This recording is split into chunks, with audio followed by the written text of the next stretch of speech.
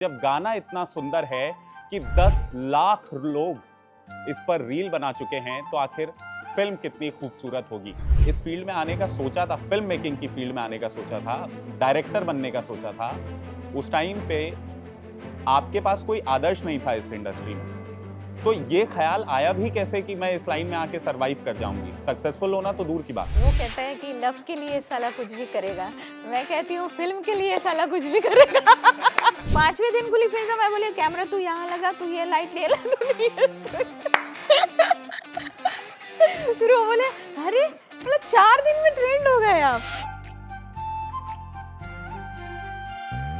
माया माया होगे माया माया मामूला फांस डारे रे।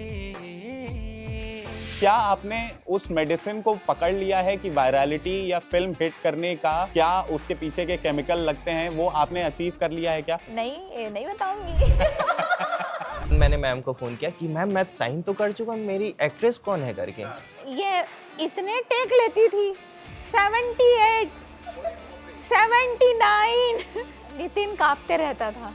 मैं इतनी परेशान हो गई थी कि मुझे डिप्रेशन की और एंजाइटी की दवाइयाँ लेनी पड़ी। उस दिन इतना गुस्सा करती थी जिसकी कोई अपने आप हद रो दे। कि अपने आप रो दे। सरासर गलत बात है कि डायरेक्शन आसान है। आपकी कला इतनी अच्छी है कि आपके लिए वो आसान हो गया।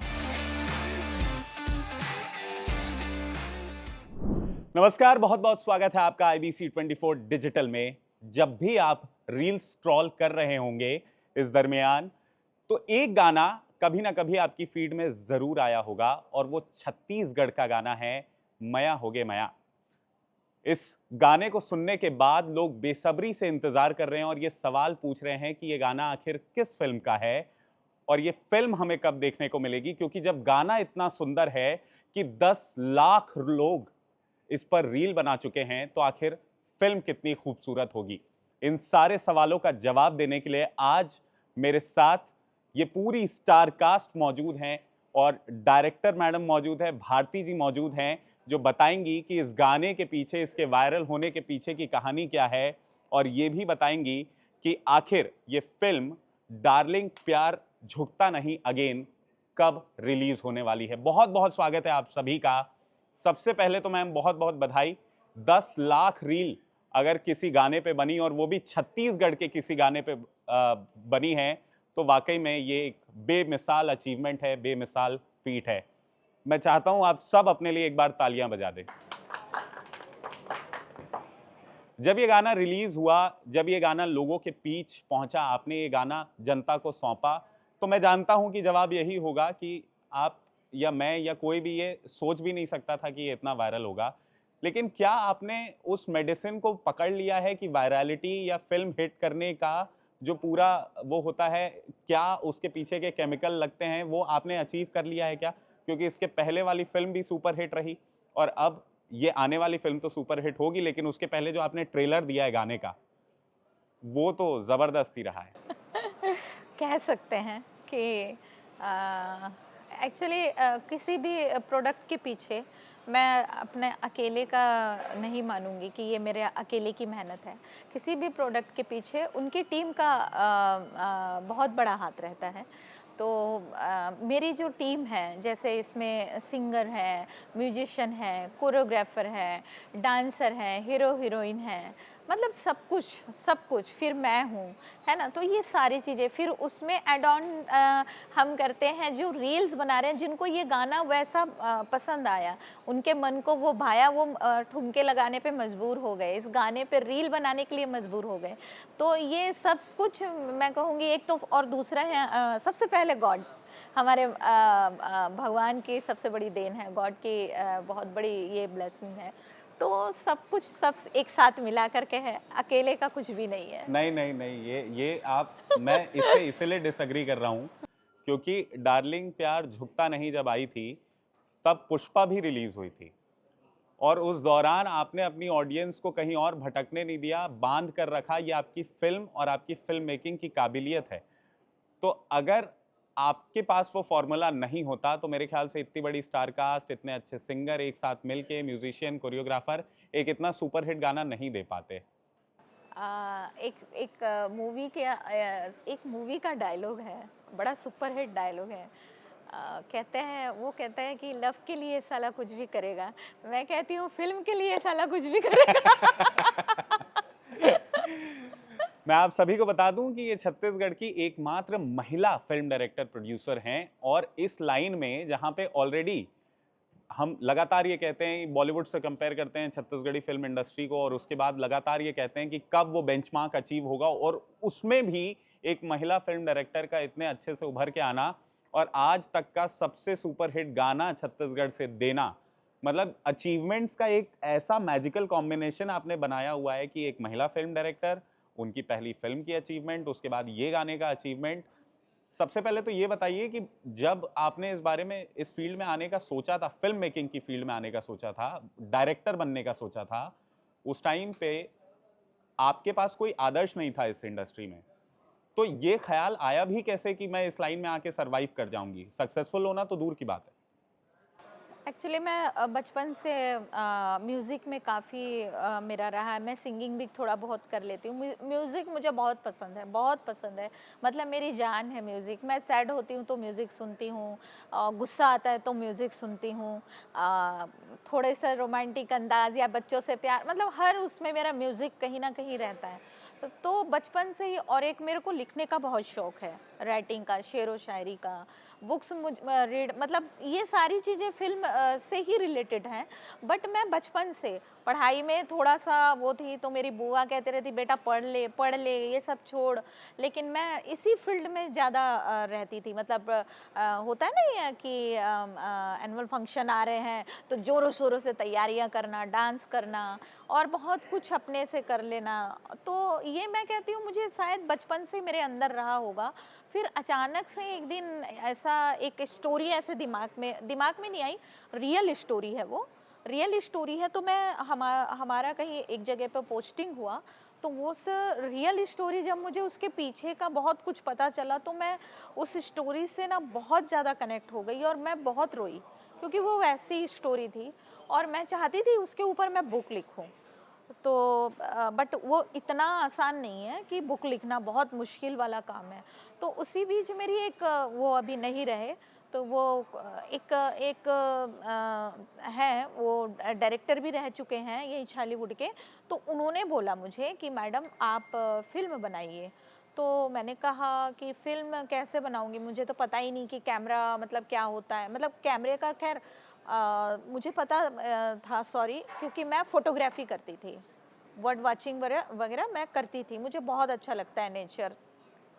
तो उन्होंने मुझे बोला कि आप फ़िल्म बना सकती है मैडम, जिस तरह से आपका रूटीन है आप फ़िल्में बना सकती हैं। मैंने बोला अच्छा ऐसा है क्या? फिर उसके बाद धीरे धीरे उनको मुझे आगे लाने के लिए 5 से 7 साल लगे, वो कि आप आइए, आप बहुत अच्छा काम कर सकती आपका है। फिल्म मेकिंग का कोई बैकग्राउंड नहीं था? कोई बैकग्राउंड नहीं है मेरे फैमिली में। फिल्म का अगर नाम ले लिए ना तो फिर बच गए, मतलब बैंड बज जाएगी आपकी।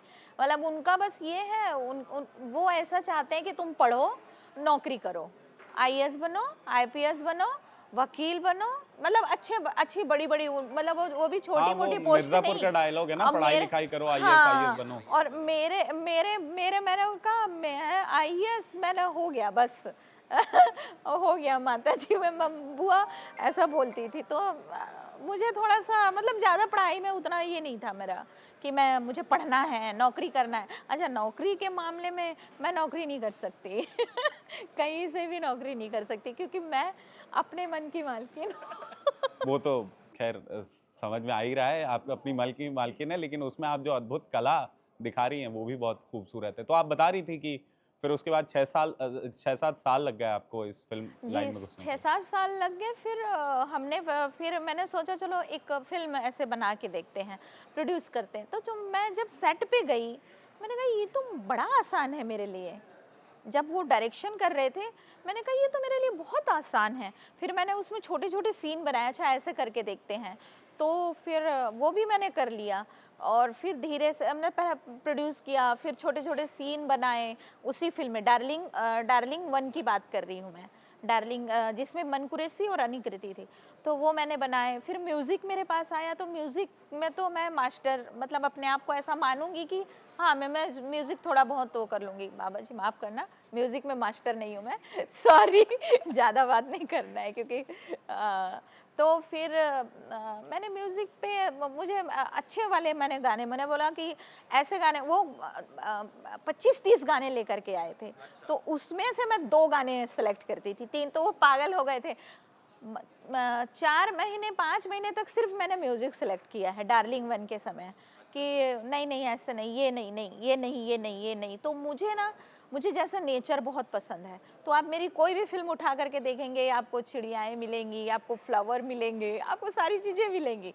मतलब मैंने कहा ऐसे नहीं, ऐसे। फिर वो धीरे से जब मैं म्यूज़िक मैंने सुना, मैंने कहा हाँ ठीक है।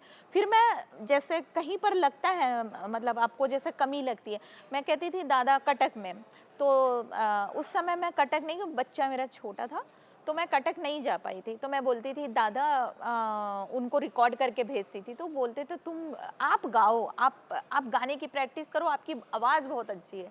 तो उनको धुन बताया करती थी कि दादा यहाँ पे फ्लूट चाहिए, नहीं दादा यहाँ पे गिटार चाहिए। तो पूरा रिकॉर्डिंग उनकी और मेरी कोई बात नहीं हुई थी, लेकिन मैं बस वॉइस रिकॉर्ड पे भेजती थी। और मैंने उनको बोला था कि आप लाइव रखिएगा मुझे फ़ोन कॉल पे, तो मैं उनको एक तरफ बताती थी और एक तरफ रिकॉर्ड करके भेजती थी।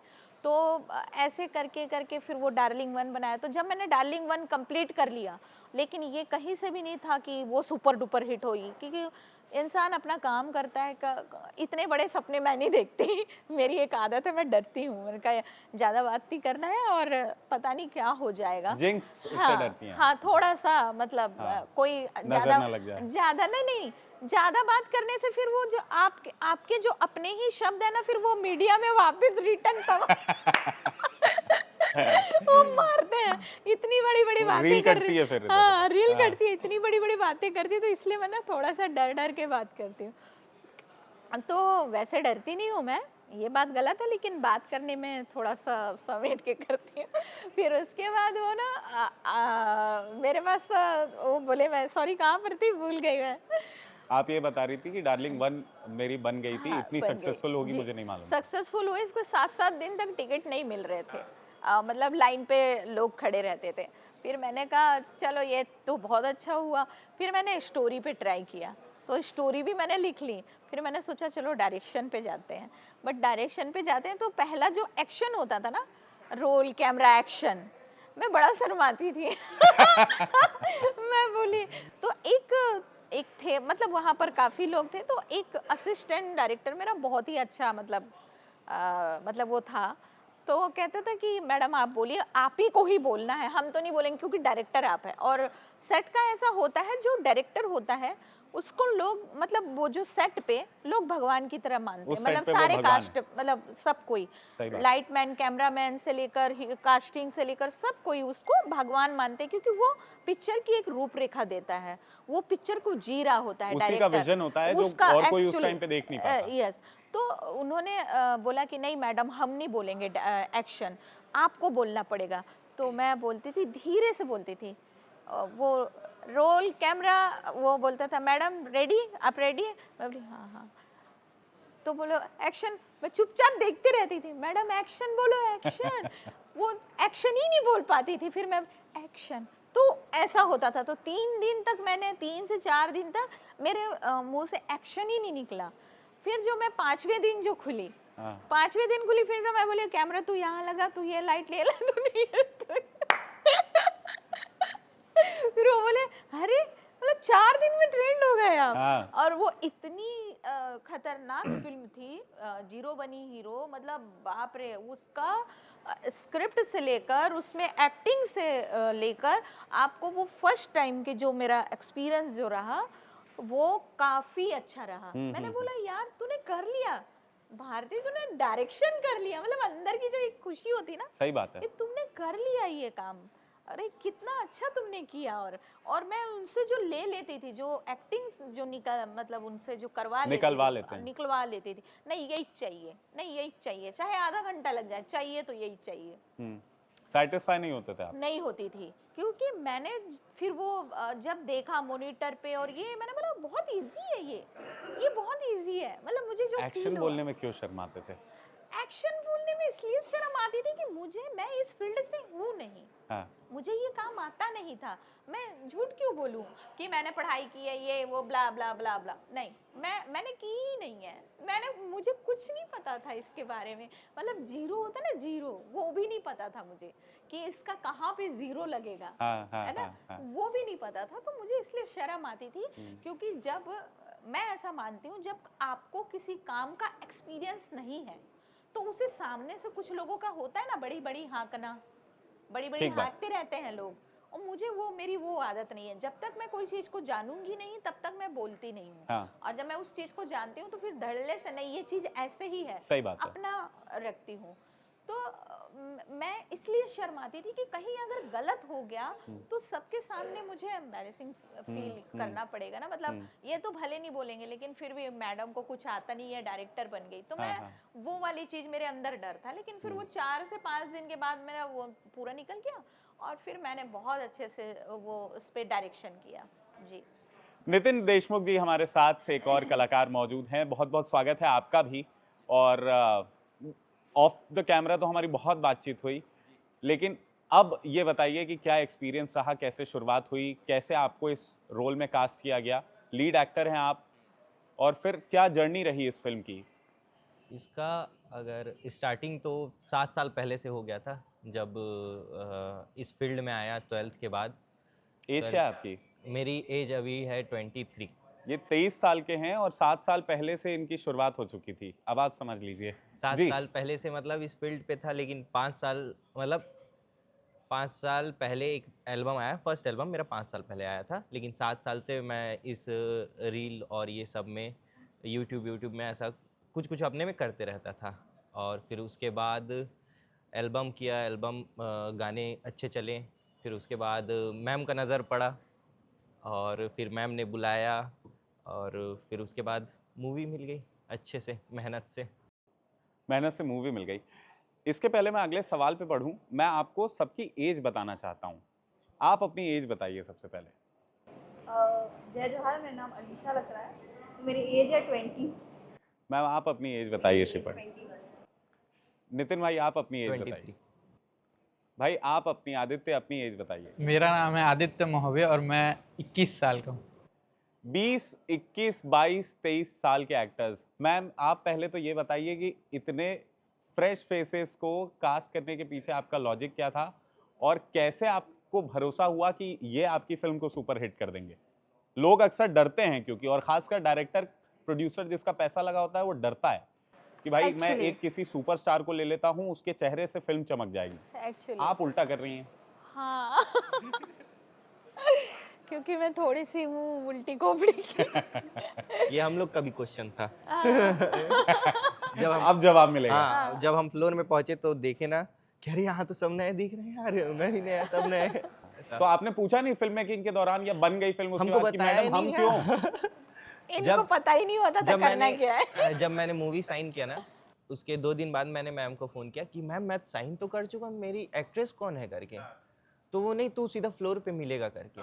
मैं बोला फ्लोर पे मिलेगा? फिर 3 महीने बाद फ्लोर पे गए, तब मैं इनसे मिला कि हाँ ये मेरी एक्ट्रेस है, ऐसा टाइप का। तो पूरा टॉप सीक्रेट सच चल रहा था। नितिन कांपते रहता था, ये कांपते रहते। अरे मैंने कहा यार तुम लोग इतना डर किस बात का है तुम लोगों को, समझ में ना। फिर कभी हो जाता ना, इरिटेट हो जाता था।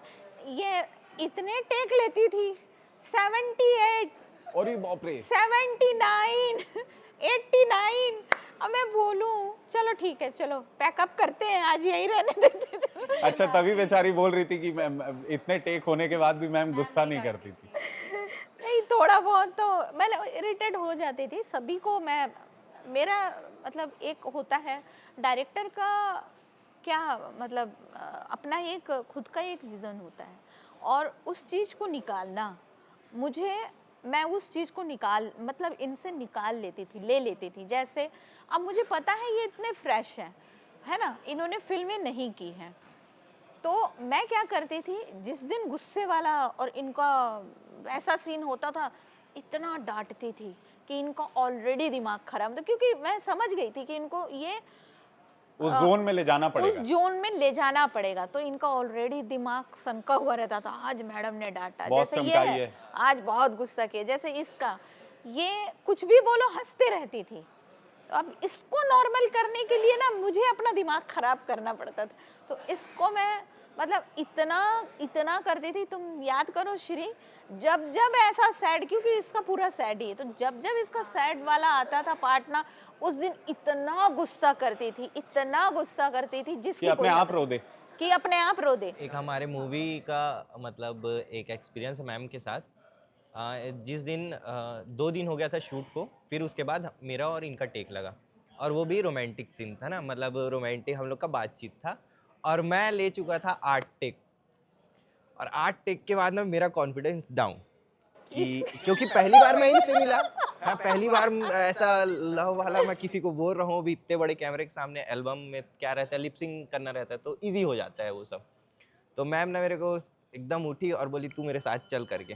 गया, इसका मेरे को लगा यहाँ पर शेक हो रहा था ऐसे ऐसे हाँ, पूरा ये अगर मेरा मैं हिल रहा देखी था। है, ये पूरा इसका मतलब डाउन है इसका। हाँ, मैं कुछ बस डायलॉग निकल रहा है, आँख ऐसे ऐसे ऐसे ऐसे, पूरा सब चीज हिल रहा था। वो वीडियो है मेरे पास। क्योंकि ये मेरा वो था कि अगर मैं टेक दे रहा हूँ तो मैं 2 या 3 तक सीमित हूँ, उसके बाद अगर चौथे में गया तो मेरा कॉन्फिडेंस खुद में गिर जाएगा। फिर मैम साइड लेके गई, मैं सोच लिया गए आज खत्म, या तो मैं पिक्चर से निकलूंगा या तो फिर सब बंद हो जाएगा करके। फिर मैम ने अपने जेब से ऐसे ईयरपॉड निकाली और ऐसे कान में डाली और ना कुछ कुछ गाना चलाई पुराने, पूरा लव वाला, और मैं बोली 10 मिनट बाद आना चाय पीते तक मेरे घर में। फिर उसके बाद गया, और वो फिर उसके बाद एक टेक में वो हो गया। तो ये चीज था बताइए, मैम क्या का कि अद्भुत बात है। जो किससे कैसे काम निकलवाना है भाई, वो हाँ, टीम हाँ, लीड हाँ। इतना बेहतरीन तरीके से जानता है। ले लेती थी वाह, मैं, क्या बात है। बहुत अच्छे से। ये आदित्य, आप भी इस स्टार कास्ट का पार्ट हैं, आपका भी तो कोई एक्सपीरियंस रहा होगा मैम के साथ, कैसा क्या रहा? और इतनी कम उम्र में भाई को पहले ही हंसी आ रही है। बहुत याद आ गया इसको इसको याद आ गया। इसको पूरा सब याद आ गया। मूवी याद आ गया। एक्सपीरियंस तो बहुत अच्छा रहा है, कोई एक क्योंकि कहानी बताओ जल्दी से। जल्दी से हम लोग तुम अच्छा आलिशा का टाइम खा रहे हो ना, पहले ही बता रहा हूँ। अरे अरे ऐसा नहीं। तो हम लोग का शूट तो पहले एकदम सुबह से लगता था ना, 5 बजे से। 5 बजे उठ के तैयार होके सब साइड पे पहुंच जाते थे, ऐसा था। तो मैं क्या कहानी बता रहा हूँ ना। कहानी बता रहे तू बता। तो फिर 1 हफ्ता के बाद हम लोग को रेस्ट मिला था। अच्छा, और सीधा 1 हफ्ते के बाद हम लोग को रेस्ट मिला था। तो मतलब हम लोग उसमें मूवी में हम तीनों फ्रेंड्स हैं, नितिन भैया, मैं और गोकुल। तो हम लोग अब रेस्ट मिला है, रेस्ट कर रहे हैं। इधर अलग से गांव में हीरोइन का टेक लगा हुआ है, तो अब हम लोग इधर रील बना दिए। हम लोग रील्स वगैरह बना रहे थे, तो थोड़ा सा डांट पड़ा था उस टाइम पे मैम से कि खोल के बताओ। नहीं वही कि अभी जहाँ पे हो वो रिवील नहीं करना है। तो हम लोग मतलब रिवील कर दिए कि हम लोग इसमें हैं, तो वो नहीं दिखाना अच्छा, था। सेट पे आप लोग हाँ, ने हाँ, रील हाँ। बना दी। नहीं तीनों सेट में एक नहीं साथ- थे, बट एक हम साथ तीनों थे। एक साथ फ्रेम में अभी दिखे अच्छा, नहीं है ना। अच्छा, हाँ। हाँ। तो और उस मैम चीज के को लिए ये हम था लोग कि वो रील बना अपना के थोड़ा सा पोस्ट secret कर रहे रखती थे, है। तो उसकी वजह से हम लोगों को तो डांट पड़ी फिर पड़ा अच्छे था। से डांट। हो गया हाँ। Video down.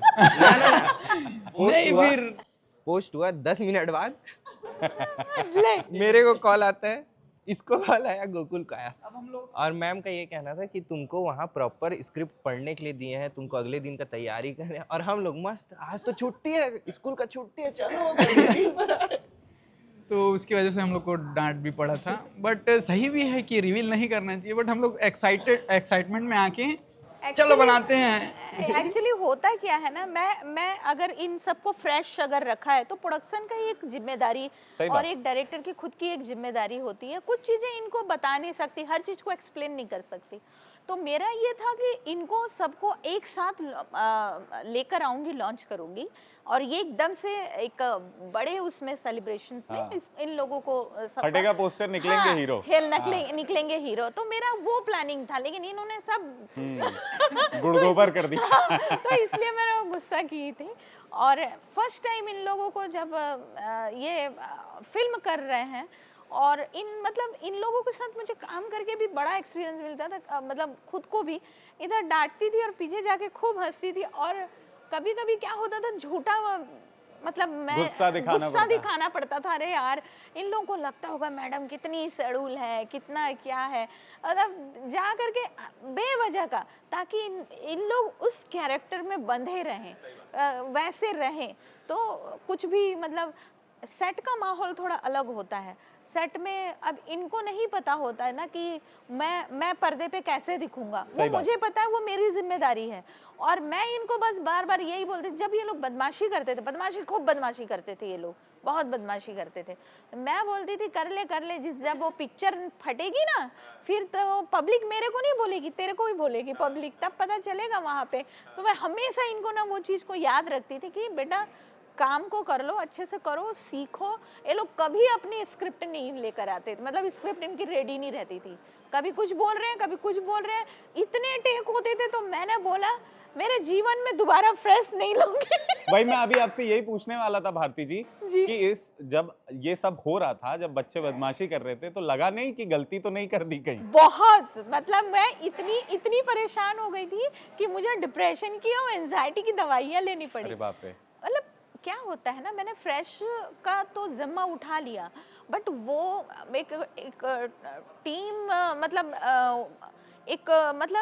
मेरा सबसे बड़ा तो मेरा ही वो था ना, स्टेक लगा हुआ है आपका, बहुत कुछ बहुत दांव पे लगा बड़ा है। सब कुछ ना, पैसे अलग की बात है, पैसों का कोई मैटर नहीं होता है, कोई उसकी वैल्यू नहीं है मेरा ऐसा, लेकिन मेरी इज्जत जो लगी हुई है, जो दाव पे मैंने लगा दिया, और मैं अगर इनसे वो चीज़ ना ले पाऊँ तो मुझे एनी टाइम वो मतलब दिमाग में चलता रहता कि इन लोगों को मैंने वो कर लिया है, फिर कैसे, फिर ये लोग समझते नहीं थे। अच्छा, पॉलिटिक्स बहुत होती है सेट पे, कई लोग ऐसे बदमाश रहते हैं, कुछ भी, जैसे मैंने इनको अब यहाँ है, हम काम कर रहे हैं, इनको दो शब्द, क्योंकि मुझे पता है कि मुझे इनसे क्या लेना है, तो वो जा करके फिर इनको अलग से कान वो करना, वो सारी चीज़ें, फिर वो उसके पीछे जा रहे हैं, तो इतना सेट का माहौल ख़राब होता है, इतनी परेशानी होती है अगर आपकी सही टीम नहीं है।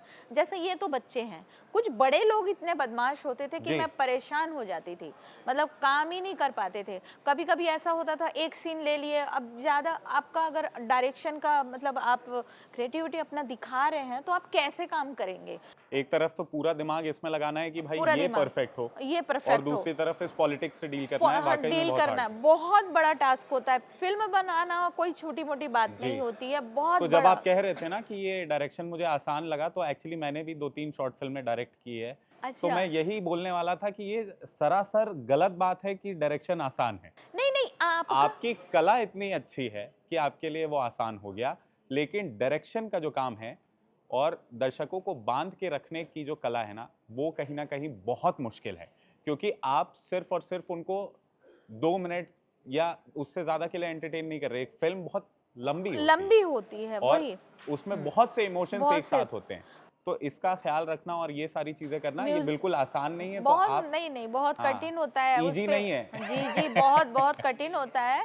उस पे म्यूजिक भी आपको ध्यान देना पड़ेगा, उस पे डायलॉग्स पे ध्यान देना पड़ेगा, आपके हर चीज पे, लाइट्स, कैमरा एंगल, इनके ड्रेसेस, मेकअप, जितनी चीजें हैं वो सारी चीजों पे ध्यान रखना पड़ेगा। और कहीं अगर आपका दिमाग अगर आपका ठीक नहीं है तो फिर वो चीजें भी खराब होंगी, अफेक्ट पड़ता है। हाँ, उस पे बहुत सारे चीजें अफेक्ट। बट मेरा ऐसा है कि मैं 100 झगड़े करके भी डायरेक्शन बहुत अच्छे से कर लूंगी, मतलब घर में भी बच्चे संभाल के, खाना बना के, झाड़ू पोछा करके भी आके सेट पे जा करके काम कर लूंगी। मल्टीटास्किंग में महारत है आपको। ऐसा बोल सकते हैं। मैम ने हमारी मूवी का ना, सबका जितने भी कास्ट थे उनका ना कास्टिंग भी खुद ने किया है, और लुक डिज़ाइन, जो मेरे बड़े बाल रहेंगे, छोटे बाल रहेंगे, इनका लुक कैसा रहेगा, तो मैम पूरा ऑलराउंडर खेल देती है। वही है कि एक बारीक समझ है, चाहे वो म्यूजिक में इंस्ट्रूमेंट, देखिए क्या होता है कि एक आम आदमी गाने को किस प्रकार से सुनता है वर्सेस ये गाने को किस प्रकार से सुन रही है। हम इंस्ट्रूमेंट्स पे उतना ध्यान शायद नहीं देते कि कहाँ पे फ्लूट बज रहा है या कहाँ पे 2 इंस्ट्रूमेंट एक साथ आ रहे हैं, बट मैम दे रही हैं, तो ये अपने आप में एक अद्भुत बात है कि आप बारीकियों पर गौर करती हैं और फिर उसको लाने की कोशिश करती हैं। हमारे साथ अलीशा जी भी बहुत देर से वेट कर रही हैं, इंतजार कर रही हैं। मुझे ऑफ द कैमरा पता चला कि अलीशा जी जैसे ही कैमरा चालू होगा वैसे ही फटेंगी, और मया होगे मया में आप इनको भी ज़रूर देख रहे होंगे। ये सॉन्ग इतना वायरल हुआ है, तो इस सॉन्ग का एक्सपीरियंस ज़रा हमें बताइए कि इसकी जर्नी कैसे रही, और जब ये सक्सेसफुल हुआ, 10 लाख रील बनी इस पे, तो दिमाग में क्या चल रहा था कि भाई ये क्या हो गया? पहले तो मुझे पता नहीं था कि ये माया हो गया माया सॉन्ग इतना वायरल होगा। फिर अपन टीम वर्क किए कि इतना अच्छा वीडियो क्रिएट करने के लिए, इतना अच्छा वीडियो बना, ऑडियंस का इतना प्यार मिला, तो गाना ऑटोमेटिकली इतना वायरल हो गया, 10 लाख रील बन गए और यूट्यूब पे भी बहुत मिलियन व्यूज़ हैं। तो ऐसे ही बहुत अच्छा एक्सपीरियंस था मैम के भी साथ। मैम बहुत अच्छी डायरेक्टर हैं और म्यूज़िक सेंस भी इनका बहुत अच्छा है, मतलब बोल सकते हैं ऑलराउंडर हैं हर चीज़ में। तो गाने का तो एक्सपीरियंस बहुत अच्छा था और मैम के साथ काम करके बहुत अच्छा लगा। मैम के साथ काम ये करके बहुत अच्छा छोटी लगा। है, 20 साल हाँ, की है। 20 साल की हैं एक्चुअली और मैं आपको बताना चाहूँगी, ये दोनों ने इतनी मेहनत की है। मया हो गया मया सॉन्ग इन दोनों का ही है, अलीशा का और आदित्य का। मैं आदित्य के बारे में एक बात बताना चाहूँगी। आदित्य ने इस गाने के, जब ये गाना बना और रिलीज़ हुआ, आदित्य ने पोस्टर छपवाए गाने के। पोस्टर छपवा के 500 कितने बेटा 500 ना 500 पोस्टर छपवाए इसने, क्योंकि ये फर्स्ट टाइम कैमरे पे दिख रहा था, इसका फर्स्ट टाइम गाना लॉन्च हो रहा था। तो इसने इतनी मेहनत की इस बच्चे ने, पूरी जगह पे जाकर के अपने पोस्टर, फिल्म के गाने के पूरे पोस्टर लगाए कि मेरा गाना आ रहा है। और मैंने इससे बोला था कि बेटा एक ही चीज़ का ध्यान रखना, दोनों से वही बोला था, सिर्फ रील बनाना। इनको मैंने जैसा बोला है ना बेटा, इनको मैंने जैसा बोला, तू खा रहा है तू रील बना, तू नहा रहा है तू रील बना, तू रील बना, सिर्फ रील बना। मतलब इतना बनाया, अपने दोस्तों के साथ जा रहा है रील बना, कुछ भी कर रहा है रील बना, गाने में पोस्ट करता जा। वो इन दोनों ने मिलकर आज, और मतलब हमारी टीम ने भी मिलकर, लेकिन इन दोनों ने सबसे ज़्यादा मेहनत की और सबसे ज़्यादा आदित्य ने। इसकी इतनी रील आई, अब मैं बता नहीं सकती। मतलब इसने बहुत मेहनत की गाने पे, बहुत मेहनत की। आपको कब लगा कि अब तो ये गाना हिट हो गया है, मतलब अब ये इंस्टाग्राम के ट्रेंडिंग सेक्शन में चढ़ गया है और अब इसको वायरल होने से कोई नहीं रोक सकता? कभी नहीं लगा। तो पहले तो लगा नहीं था कि इतना ज़्यादा वायरल होगा सॉन्ग, बट मेरे फॉलोअर्स को बहुत ज़्यादा इंतज़ार था मेरा कि मैं किस दिन दिखूँगा, मतलब बड़े पर्दे पे या सॉन्ग्स पे कब दिखूँगा। तो फिर जब सॉन्ग, पहले तो सॉन्ग रिलीज़ हुआ तो उस टाइम पे बहुत मैसेजेस आते थे कि भैया मतलब क्या मतलब बना दिए, अच्छा है, ये है वो है, बहुत सारे मेंशन्स आने चालू हुए, मैसेजेस आना चालू हुए, तो सबको बहुत पसंद आना चालू हुआ। और मेरे जो फॉलोअर्स थे उन्होंने बहुत ज़्यादा सपोर्ट किया है, उसके वजह से मैं सबको थैंक यू बोलना चाहता हूँ यहाँ। भारती जी ने मतलब एकदम सही बात कही थी, जब वो आपको ये समझाती थी कि अच्छा होगा तो तुम्हारा होगा और बुरा होगा तो तुम्हारा होगा। आज उसका वो प्रैक्टिकल में होते हुए दिख रहा है कि अच्छा हो रहा है तो सारी वाहवाही तुम्हारी है, और अगर ख़राब होता तो शायद सारा जो नुकसान होता वो तुम्हारा होता। तो हमेशा मतलब डायरेक्टर्स एक्टर बन के रहना, मतलब ये हमेशा ध्यान में रखना। भारती जी, इस सॉन्ग के बारे में थोड़ी सी बात कर लेते हैं। क्या जर्नी रही इस सॉन्ग की? ये गाना सेलेक्ट आपने किया, कैसे आपके पास पहुंचा, इसमें क्या चेंजेस आपने करवाए और इसको फाइनल टच कैसे दिया? और क्या तभी से पता था कि भाई इफ नॉट 10 में मतलब 1 मिलियन रील्स तो नहीं, लेकिन ये हिट तो हो जाएगा? मतलब क्या जर्नी रही इसकी पूरी? गाने का मैंने इसमें कोई चेंजेस नहीं करवाए, बट मेरे पास जब ये गाना आया तो 3-4 गाने आए हुए थे। तो ये गाना, मुझे फ्लूट बहुत पसंद है, हाँ, मुझे फ्लूट बहुत पसंद है। तो इसकी जो स्टार्टिंग की जो बीट है, जो फ्लूट है, तो बस वही बस मुझे क्लिक किया था कि हाँ ये मेरे टाइप का सॉन्ग है, मतलब एक सॉफ्ट और मेलोडी सॉन्ग है।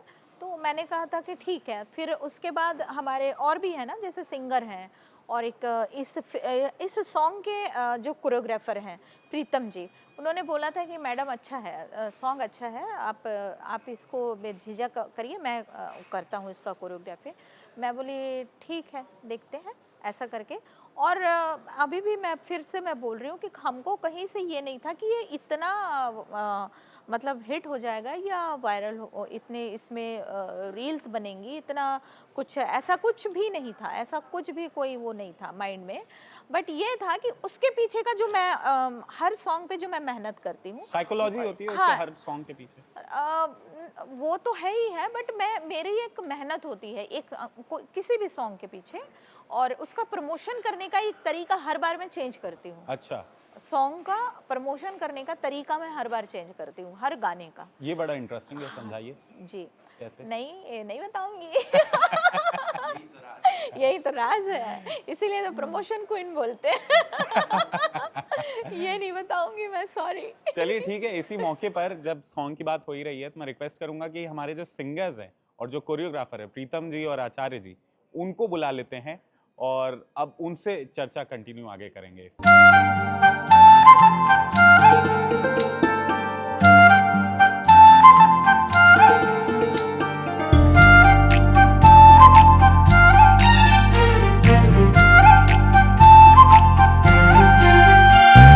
माया माया होगे माया माया मामूला फांस डारे रे ओ होगे माया जोड़ी माया माया मामूला फांस डारे ना हो माया माया होगी माया माया मामूला फांस डारे रे हो होगी माया जोड़ी माया माया मामूला फांस डारे ना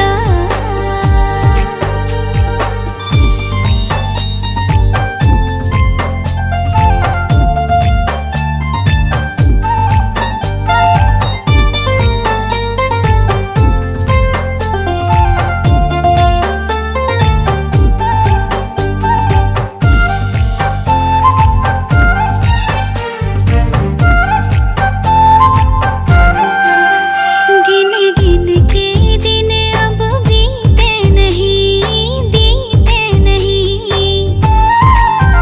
तोर बर माया कुरिया रीते नहीं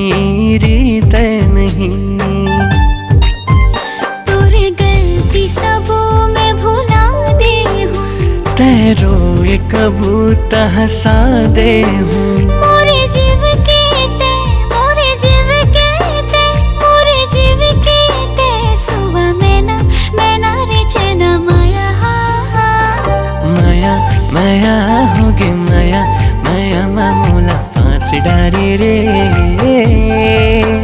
हो होगे माया जोड़ी माया माया मामूला फांस डारे ना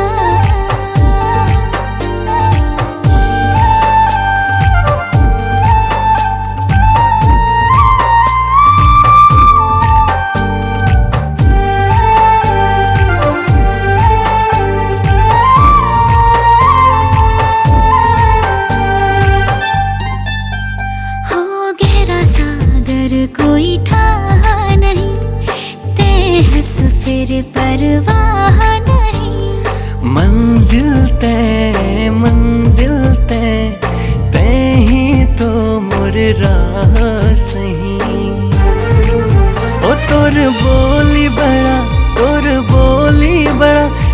बोली बड़ा है मतौना जैसे नशा न माया माया माया होगे माया माया मामूला फांस डारे रे ओ होगे माया जोड़ी माया माया मामूला फांस डारे ना हो माया माया होगी माया माया मामूला फांस डारे रे हो होगी माया जोड़ी माया माया मामूला फांस डारे ना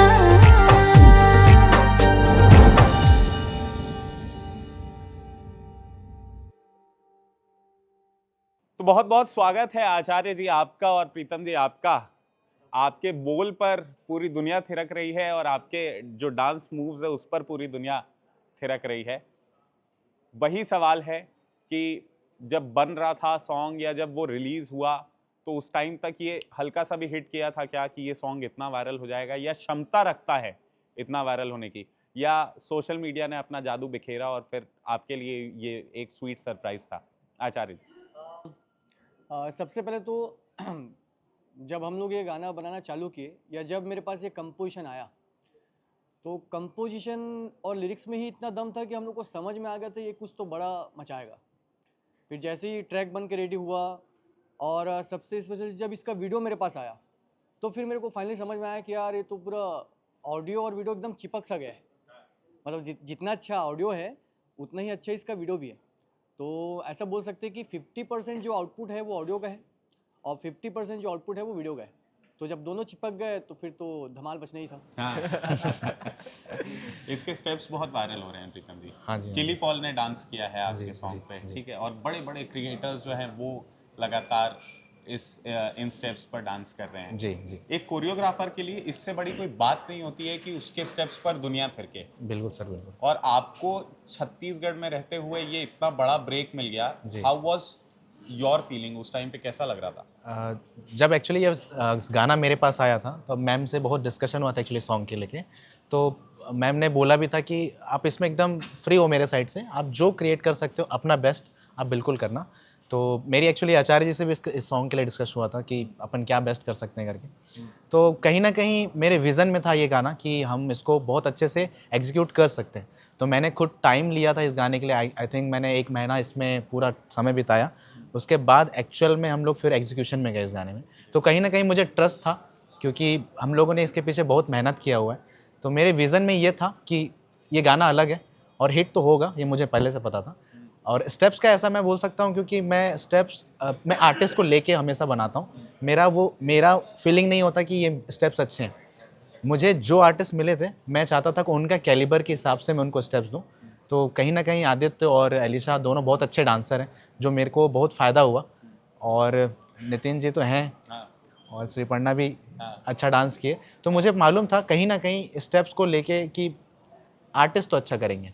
भारती जी, आपने ये एक वो बेंचमार्क रखा था कि भाई जो एक्टर्स लूंगी वो डांस तो एटलीस्ट उनको आना चाहिए, ऐसा कुछ था? हाँ, ये तो था। ये फिल्म का एक्चुअली है, इस स्टोरी में भी है ऐसा कि वो एक डांस का कंपटीशन होता है, ऐसा कुछ है, वो डांस से रिलेटेड है। ठीक है, आपने स्टोरी लाइन की बात की है तो ज़रा ऑडियंस को ये बता दीजिए कि क्या इस फिल्म की मुख्य कहानी है, कैसे ये फिल्म 27 फरवरी मेरे ख्याल से जी, आने वाली है। 27 फरवरी को ये आपके सभी नज़दीकी सिनेमाघरों में रिलीजिंग होने जा रही है। और जब आप स्टोरी देखेंगे, जैसे कि एक मैं और बात बोलना चाहूँगी, जैसे कि जैसे हम लोगों ने ट्रेलर लॉन्च किया, हमने गाना लॉन्च किया, हमने अलग अलग तरीके से मतलब प्रमोशन का एक बनाया अपना स्टैंड, जो भी बना जो आप करते बता हैं। नहीं रही हैं। जी जो मैं नहीं बता रही हूँ और ना बताऊँगी तो आप अगर अपने दर्शकों से इस फिल्म के बारे में जो कुछ भी कहना चाहती हैं अनफिल्टर्ड, क्यों हमें ये फिल्म देखने जाना चाहिए, उसके बारे में अपने दर्शकों से अपील कर दीजिए, अपनी ऑडियंस से, अपने व्यूअर्स से, जिन्होंने आपको आज तक इतना प्यार दिया। एग्जैक्टली उन्होंने मुझे इतना प्यार दिया है और मैं हर बार हर इंटरव्यू में मैं यही कहती हूँ कि मैं कुछ भी नहीं हूँ, मैं कोई नहीं हूँ। भारती वर्मा का जो नाम आज जो चल रहा है, भारती वर्मा का नाम देने वाली मेरी ऑडियंस है। मैं उनको अपना भगवान मानती हूँ, मैं उनको अपना करता था सब कुछ मानती हूँ। उनको अगर मेरी चीज़ें पसंद आती है, वो मुझे देखते हैं, वो आज मुझे उन्होंने कहाँ से उठाकर कहाँ बिठा दिया, तो मैं उन्हीं से ही हमेशा ये रिक्वेस्ट करती हूँ कि आप लोग आइए, पिक्चर देखिए। और मुझे पता है आपको भारती वर्मा के ना तो डायरेक्शन पे शक है और ना ही आपको उसकी स्टोरी पे शक है, क्योंकि हर बार जब भी गोल्डन ड्रीम प्रोडक्शन की पिक्चरें आई है उसमें कोई ना कोई समाज से रिलेटेड ही रहता है, फोहड़पना बिल्कुल भी नहीं रहता है ना। और बहुत अच्छी फिल्म हमेशा से उन्होंने मेरी स्टोरी को, मेरे म्यूज़िक को इतना प्यार दिया है। मैं आपको बताऊं, मेरी पहले से ही फर्स्ट फिल्म से लेकर आज तक की कोई भी फिल्म नहीं पिटी है। एक भी फिल्म नहीं पिटी है मेरी आज तक की, सारी पिक्चरें सुपर डुपर हिट है, बहुत सोशल बड़ी मीडिया पर achievement है जी। ये सारा कुछ सोशल मीडिया पर है, हर कोई मेरी स्टोरी को पसंद करता है, मिलियंस में हमेशा मेरे सॉन्ग जाते हैं। मैं इस पे कोई मुझे ईगो नहीं है, मुझे कोई घमंड नहीं है, बट ये है मैं हर बार अपना अच्छे से अच्छा करने की कोशिश करती हूँ, चाहे वो नए चेहरों के साथ लेकर हो। मैं काम को अपना काम समझती हूँ और काम को काम की तरह से ही करती हूँ। मैं बस जो भी है अपनी ऑडियंस को मानती हूँ, सब कुछ उन्हीं को मानती हूँ, अपना भगवान, अपना खुदा, जो भी है वो मुझे प्यार देते हैं। मेरी कंपनी को उन्होंने कहाँ से कहाँ पहुँचा दिया, गोल्डन ड्रीम प्रोडक्शन को, तो बस उन्हीं से मेरी एक छोटी सी रिक्वेस्ट है कि आप लोग आएँ 27 फरवरी को और पिक्चर देखें और बहुत सारा प्यार और माया दें, और इससे आपके बच्चे लोगों को भी लेकर आए, इससे ज़रूर कुछ ना कुछ आपको सीखने को मिलेगा। इसके कॉलेज स्टोरी पर मत जाइए कि हमने दिखाया, कुछ चीज़ें ऐसे होती हैं टेलर्स के माध्यम पे हम पूरी पिक्चर नहीं दिखा सकते आपको 2 घंटे 2.5 घंटे की फिल्म को, लेकिन आप जब पिक्चर जाएंगे ना तो आपको वाकई में, जैसे हमेशा से भारती वर्मा पे प्राउड होते आया, आप आज इस बार भी आप डार्लिंग अगेन के लिए प्राउड फील करेंगे। बहुत खूबसूरत बात, थैंक यू सो मच आपका हमारे साथ जुड़ने के लिए। जाते जाते जिस गाने पर इतनी ज़्यादा बात हुई है, मैं रिक्वेस्ट करूँगा कि एक बार आप गुनगुना दें और आप उसके स्टेप्स जो हैं वो यहाँ पे कर दें, तो ये जो पॉडकास्ट है, ये इंटरव्यू ये कंप्लीट हो जाएगा। मैम, आपसे भी एक रिक्वेस्ट है कि हमने सिर्फ तारीफ सुनी है अभी तक आपको गाते हुए उसकी, तो मैं चाह रहा हूँ कि आप साथ दे दें एक बार ओ माया माया होगी माया माया मामूला फांस डारे रे, होगे माया जोड़ी माया माया मामूला फांस डारे ना। हो माया माया होगी माया माया मामूला फांस डारे रे, हो होगी माया जोड़ी माया माया मामूला फांस डारे ना। बहुत खूबसूरत, बहुत उम्दा। डार्लिंग प्यार झुकता नहीं अगेन 27 फरवरी को आप सभी के नज़दीकी सिनेमा घरों में देखने के लिए मौजूद होगी। जाइए इस फिल्म को, इसकी पूरी स्टार कास्ट को ढेर सारा प्यार दीजिए, और अगर आपको ये पॉडकास्ट पसंद आया हो तो इसे भी ज़्यादा से ज़्यादा लाइक कीजिए, शेयर कीजिए, और हमारे चैनल IBC 24 डिजिटल को सब्सक्राइब ज़रूर कर लीजिएगा। थैंक यू सो मच आप सभी का इस वीडियो को देखने के लिए।